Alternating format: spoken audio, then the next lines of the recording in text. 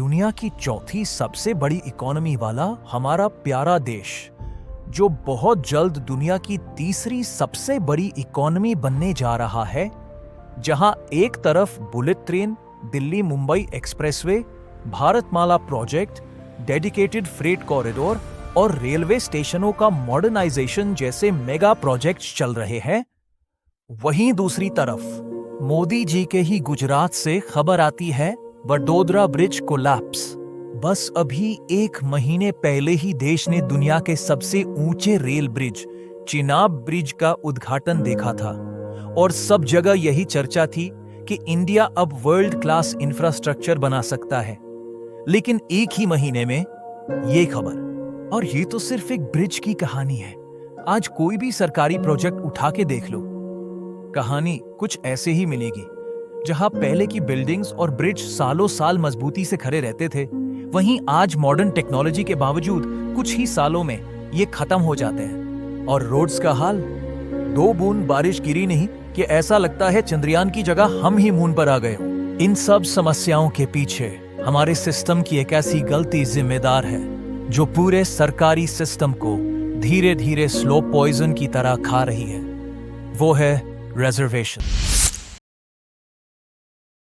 1947 में देश को आजादी तो मिली, लेकिन एकता नहीं। धर्म के नाम पर पहले ही देश के 2 टुकड़े हो चुके थे। ऐसे में जाति और भाषा के नाम पर भी देश को एकजुट रखना आसान नहीं था। और इस मुद्दे को सबसे अच्छे से कोई समझ सकता था तो वो थे डॉक्टर भीमराव अंबेडकर। क्योंकि डॉक्टर अंबेडकर खुद एक पिछड़ी जाति से आते थे, इसीलिए उन्होंने काफी जातीय भेदभाव सहा। उस समय पे छोटी जाति वालों के साथ काफी डिस्क्रिमिनेशन किया जाता था। ऐसे में इन लोगों को जस्टिस दिलाना जरूरी था। आपने तो देखा ही है, सभा में कितने लोग सरकारी नौकरियों में आरक्षण का विरोध कर रहे हैं। अब अगर शेड्यूल कास्ट और शेड्यूल ट्राइब वालों को आरक्षण दिया गया तो आप तो जानते ही हैं, फिर सिख, ईसाई, पारसी, मुसलमान कोई पीछे नहीं रह जाएगा। हाँ, मगर सिख, ईसाई, पारसी, मुसलमान या किसी और का मुकाबला अनुसूचित जनजातियों के साथ नहीं हो सकता। ये सारी जातियां पैसे वाली भी हैं और सोशली सिक्योर्ड भी। ठीक बात है, पर अगर एक बार आरक्षण का दरवाजा खुल गया तो देखिएगा सभी लोग अपना हक मांगेंगे और हिंदुओं के लिए सरकारी नौकरियों में जगह नहीं बचेगी, जबकि संख्या में वो सबसे ज्यादा है। आप चाहते क्या हैं? सिर्फ मैं ही नहीं, सरदार पटेल भी यही चाहते हैं कि हो सके तो संविधान में आरक्षण की बात ही हटा दी जाए। मेरे रहते संविधान से आरक्षण नहीं हटने वाला, चाहे आप कितना भी जोर लगा लें मुंशी जी। पर कोई रास्ता तो हो सकता है ना? हाँ, एक रास्ता है। मैं ही हट जाता हूं संविधान की ड्राफ्टिंग कमेटी से। अरे फिर आप लोग जैसा चाहें वैसा संविधान बना लीजिएगा। सुनिए भीमराव सुनिए। इसीलिए डॉक्टर अंबेडकर ने कॉन्स्टिट्यूशन में रिजर्वेशन की पैरवी की और मेक श्योर किया कि सबको सेम प्लेइंग फील्ड मिले और समाज में इक्वालिटी बनी रहे। तभी संविधान में इंट्रोड्यूस हुआ अनुच्छेद 15, 4 और अनुच्छेद 16 भी। लेकिन डॉक्टर अंबेडकर शायद अच्छी तरह से जानते थे कि उस समय पर जरूरी रिजर्वेशन आगे चल के देश के लिए जहर बन सकता है। इसीलिए यह प्रावधान सिर्फ 10 वर्षों के लिए ही किया गया था। 10 साल के लिए लाया गया रिजर्वेशन आज 75 साल बाद भी हमारे सिस्टम में है। बल्कि अब तो रिजर्वेशन और भी बढ़ गया है, क्योंकि अलग अलग राजनीतिक पार्टियों ने इसे एक हथियार बना रखा है अपने वोट बैंक का। और इसी की मदद से नेता पुराने अंग्रेजों की तरह डिवाइड एंड रूल वाला खेल खेलते हैं। वोटर्स को अलग अलग जातियों में बांटकर ये पार्टियां जाति आधारित राजनीति करती हैं। % लिमिट क्यों है? ये जो 50% का लिमिट लगा रखा है, इस लिमिट को हम हटा देंगे, परे कर देंगे। जिस रिजर्वेशन को समाज में बराबरी लाने के लिए लाया गया था, वही आज समाज को काटने वाला हथियार बन गया है। पहले तो सिर्फ SC, ST को रिजर्वेशन मिला करता था, पर 1979 में मंडल कमीशन की सिफारिश पर OBC को भी 27% रिजर्वेशन मिल गया। ऐसे में 15% SC, 7.5% ST और 27% OBC को मिलाकर टोटल 49.5% तक रिजर्वेशन पहुंच गया। ऊपर से कई राज्य सरकारें एक्स्ट्रा रिजर्वेशन देती है अपने वोट बैंक को खुश करने के लिए। जिससे कई बार रिजर्वेशन 50% से भी ऊपर चला जाता है। इसी वजह से सुप्रीम कोर्ट को बीच में आना पड़ा और 1992 में रिजर्वेशन पर 50% की कैप लगा दी गई और जब ओबीसी को 27% आरक्षण दिया गया तो धीरे धीरे ये देखा गया कि ओबीसी वर्ग के वही कुछ अमीर और पढ़े लिखे परिवार बार बार इसका फायदा उठा रहे हैं।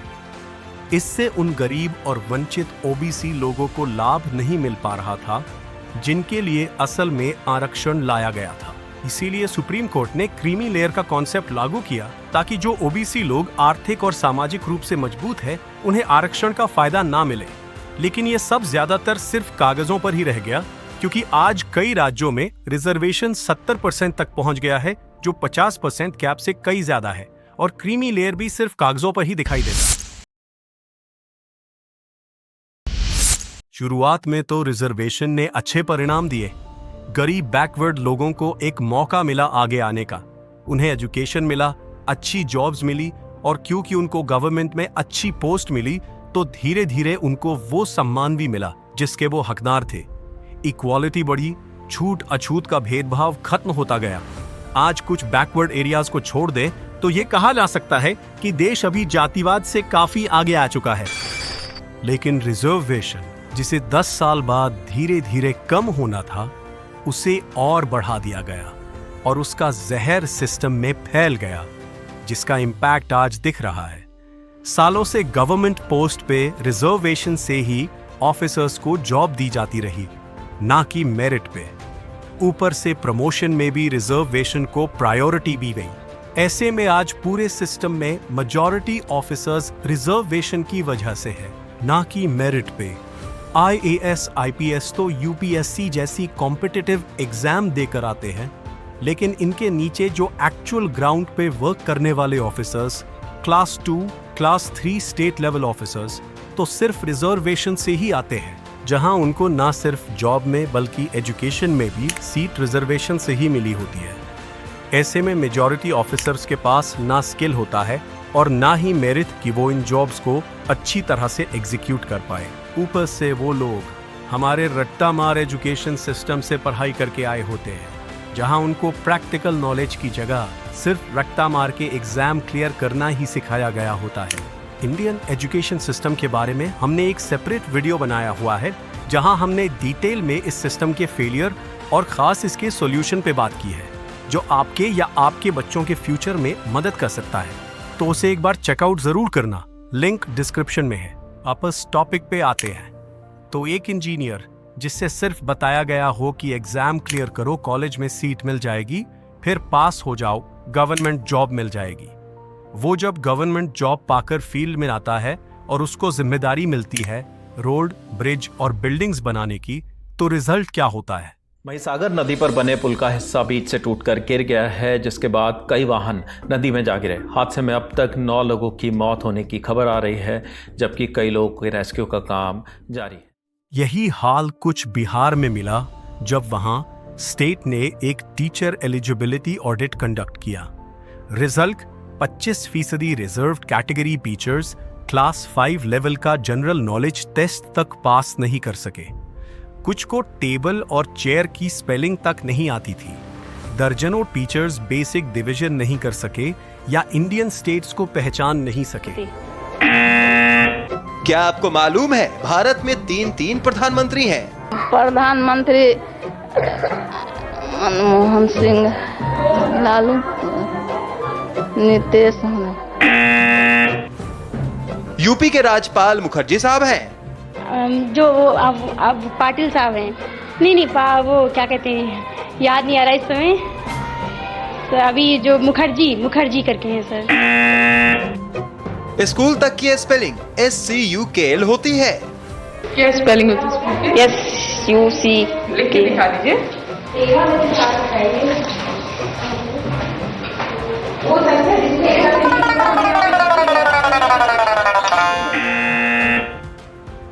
अब सोचिए, ये टीचर जिन स्टूडेंट्स को पढ़ाते हैं वही फिर रट्टा मार के सिर्फ पासिंग मार्क्स लाकर रिजर्वेशन सीट पे कॉलेज में एडमिशन ले लेते हैं।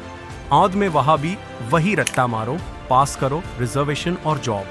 फिर वही रिजर्वेशन और प्रमोशन, यही सर्कल पिछले 75 सालों से पूरे देश में चल। पिछले 60 साल से SC/ST और अब OBC आरक्षण। हमारे बच्चे दिन रात रगड़ रगड़ के पढ़ते रहे और जब एडमिशन का मौका है तो खैरात लूट लीजिए आप लोग। पिछले 60 साल से SC/ST और अब OBC आरक्षण। हमारे बच्चे दिन रात रगड़ रगड़ के पढ़ते रहे और जब एडमिशन का मौका है तो खैरात लूट लीजिए आप लोग। पिछले 60 साल से। अच्छा, हमें मेहनत का पाठ पढ़ा रहे हैं अब। हमने आज तक और किया क्या है? अरे भूल गए तो फिर से पढ़ लीजिए इतिहास कि कौन मेहनत करके कमाता रहा है और कौन उसे खैरात समझकर लूटता रहा है। अरे सदियों से दक्षिणा ले लेके भर ली अपनी पेटियां आप लोगों ने, और हमसे खैरात की बात करते हैं। अच्छा, हमें मेहनत का पाठ पढ़ा रहे हैं अब। हमने आज तक और किया क्या है? अरे भूल गए तो फिर से पढ़ लीजिए इतिहास कि कौन मेहनत। आज हाल ये है कि SC/ST और OBC में भी 2 सेक्शन हो गए हैं, क्योंकि सिर्फ एक सेक्शन के ही लोग बार बार लगातार रिजर्वेशन के फायदे ले रहे हैं। ऊपर से क्योंकि वो पहले से ही गवर्नमेंट जॉब पर है तो अपने कनेक्शन से अपने ही फैमिली को रिजर्वेशन के फायदे दिलाते हैं, जबकि बाकी गरीब SC/ST OBC वाले लोगों को रिजर्वेशन का कोई भी बेनिफिट नहीं मिल रहा। तुम एक पोस्ट पे पहुंचा दिए, मोटिव क्या था? तुमको ऊपर पहुंचा दिया, फिर भी तुम आरक्षण क्यों ले रहे हो? अब क्योंकि ऐसे रिजर्वेशन से आए लोगों को बिना कुछ ज्यादा करे ही आसानी से अच्छी जॉब मिल रही है, तो उनकी मेंटालिटी भी नो वर्क की हो गई है। उनको लगता है गवर्नमेंट जॉब है तो काम क्यों करना, साथ ही में टेबल के नीचे वाली कमाई तो होगी ही। वड़ा पाव की 1 महीना हो गया, ना ढंग से समोसा खाया है ना रिश्वत। रोज सुबह जल्दी उठना पड़ता है तो मैं तो ठीक से मतलब पेट खराब हो गया है मेरा। इसीलिए हमारे देश में प्राइवेट जॉब की कोई वैल्यू नहीं है।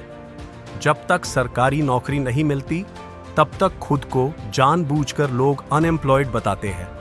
लोगों की मेंटालिटी सिर्फ और सिर्फ वाइट कॉलर जॉब की हो गई है, वो भी स्पेशली गवर्नमेंट जॉब की है। एक सामान्य प्यून को समाज में एक गुड क्वालिफाई और अच्छी प्राइवेट जॉब वाले इंजीनियर या डॉक्टर से भी ज्यादा सम्मान मिलता है हमारे यहाँ। इसलिए अपने भी सोशल मीडिया पे ऐसे मीम तो देखे ही होंगे, ये मजाक में ही सही, लेकिन आज की हमारी सोसाइटी की हार्श रियलिटी बयान करते हैं, जिसके लिए जॉब यानी गवर्नमेंट जॉब और एजुकेशन मीन्स सिर्फ एक गवर्नमेंट जॉब पाने का जरिया। ना ही किसी को नया सीखने की क्यूरियोसिटी बची है, ना ही हमारा समाज ऐसा कुछ अलाउ करता है। अगर कोई अपना स्टार्टअप या कोई और क्रिएटिव फील्ड में वर्क करने का सोचे भी तो समाज उसे ताने मार मार के आगे नहीं बढ़ने देता। और ये सारी मेंटालिटी उसी लंच टाइम वाले एटीट्यूड से आती है, जहां हर कोई गवर्नमेंट ऑफिसर आपको काम से ज्यादा लंच टाइम में मिलता है, क्योंकि उनको ना तो कोई डर है जॉब जाने का, ना ही उन पे कोई प्रेशर है अपने टारगेट कंप्लीशन का। उसे तो पता है बैठे बैठे सैलरी और प्रमोशन दोनों ही मिल जाएंगे सिर्फ और सिर्फ उसकी कास्ट से। इसीलिए ना तो कोई टाइम पे इंस्पेक्शन होता है फॉल्टी ब्रिज का, ना ही कोई प्रॉपर ट्रेनिंग होती है फायर की। फिर ये इंसिडेंट्स तो होंगे ही। इसीलिए जब भी कोई गंभीरा ब्रिज जैसा हादसा होता है तो हम जितना जिम्मेदार करप्ट पॉलिटिशियन या कॉन्ट्रैक्टर को मानते हैं, उससे ज्यादा जिम्मेदार ये करप्ट सिस्टम है, जिसने एक मेरिट वाले अच्छे इंजीनियर को फॉरेन जाकर बड़ी बड़ी बिल्डिंग बनाने के लिए मजबूर कर दिया और एक बिना मेरिट वाले इंजीनियर को इतने बड़े प्रोजेक्ट का इंचार्ज बना के बिठा दिया। और यही रीजन है कि वर्ल्ड की मोस्ट यंग पॉपुलेशन होने के बावजूद हम आज भी उस तेजी से इंडिया को ग्रो नहीं कर पा रहे, क्योंकि सही अपॉर्चुनिटी ना मिलने के कारण सारे कॉम्पिटेंट और मेरिट वाले यूथ तो बाहर चला जाता है। बचते हैं सिर्फ रिजर्वेशन और रिकमेंडेशन वाले ऑफिसर। ऐसे में पूरा सिस्टम तो बस लंच टाइम में है। सही टाइम पे इलाज हो तो बड़े से बड़े जहर को भी रोका जा सकता है। अब समय आ गया है कि हमें ही आगे आके इस सिस्टम को लंच टाइम से बाहर निकालना पड़ेगा। लेकिन ये इतना आसान नहीं होगा, क्योंकि कोई भी पॉलिटिकल पार्टी ये नहीं चाहेगी कि हमारी सोसाइटी जातिवाद से ऊपर उठे। कोई अगर रिजर्वेशन सिस्टम में सिर्फ छोटी सी मॉडिफिकेशन की भी बात करे तो ये सब ऐसा माहौल बना देते हैं जैसे ये डायरेक्ट कॉन्स्टिट्यूशन और डेमोक्रेसी पर अटैक हो।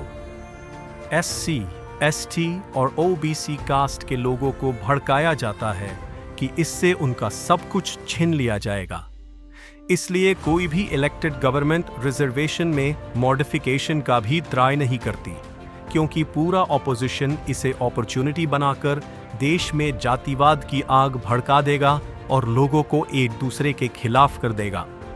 वो अब ये सिर्फ और सिर्फ हमारे ऊपर ही है कि हमें ही इसके खिलाफ लड़ाई लड़नी होगी और आवाज उठानी पड़ेगी। इसके लिए आपको ये रियलिटी एक्सेप्ट करनी होगी कि भले ही आप किसी भी कास्ट या सेक्शन से क्यों ना हो, रिजर्वेशन का फायदा आपको तभी मिलेगा जब आप भी कहीं ना कहीं सिस्टम का हिस्सा हो। तो इससे अच्छा तो यही है कि कास्ट बेस्ड रिजर्वेशन को छोड़ के इकोनॉमी बेस्ड रिजर्वेशन लाया जाए, जिससे ज्यादा से ज्यादा इकोनॉमिक बैकवर्ड लोगों को हेल्प मिलेगी। और हाँ, हम यहाँ रिजर्वेशन को पूरी तरह से खत्म करने की बात नहीं कर रहे हैं, हमें इसे सिस्टमैटिक तौर पे कम करने की बात कर रहे हैं। आज भी कुछ ऐसी ट्राइबल जातियां हैं जिनके लिए रिजर्वेशन जरूरी है, लेकिन हमें ये मेक श्योर करना होगा कि रिजर्वेशन उनके लिए सिर्फ एक आगे बढ़ने का छोटा सा सपोर्ट हो, नहीं तो आगे चल के वो भी सिर्फ रिजर्वेशन पर डिपेंडेंट हो जाएंगे। इसके लिए रिजर्वेशन को सिर्फ एंट्री लेवल जॉब तक ही सीमित करना चाहिए और प्रमोशन सिर्फ मेरिट और पास्ट वर्क रिकॉर्ड पे होना चाहिए, जिससे एक गवर्नमेंट ऑफिसर की अकाउंटेबिलिटी बढ़ेगी और उनका लंच टाइम वाला एटीट्यूड भी चेंज होगा। क्रीमी लेयर जैसे कॉन्सेप्ट को और भी स्ट्रिक्टली इंप्लीमेंट करना पड़ेगा। और हाँ, हमारे एजुकेशन में भी काफी बड़े चेंजेस करने पड़ेंगे। ये सब तभी मुमकिन है जब हम सब इसके लिए आवाज बने। हमें ही पहले जातिवाद से ऊपर आना होगा, तभी हम गवर्नमेंट पे प्रेशर बना सकेंगे कि वो इस सिस्टम में बदलाव करे। सोचिए, क्या ये सिस्टम आपके बच्चों का भविष्य बना रहा है या बर्बाद कर रहा है? क्या मेरिट को दबाकर देश को आगे बढ़ाया जा सकता है? क्या अब समय नहीं आ गया कि हम इनइक्वालिटी के नाम पर चल रहे वोट पॉलिटिक्स को चैलेंज करें? आप क्या सोचते हैं इस टॉपिक पे कमेंट जरूर करें, लाइक और सब्सक्राइब करके इस चैनल को सपोर्ट करें। मैं मिलता हूं आपको अगली वीडियो में, तब तक के लिए जय हिंद।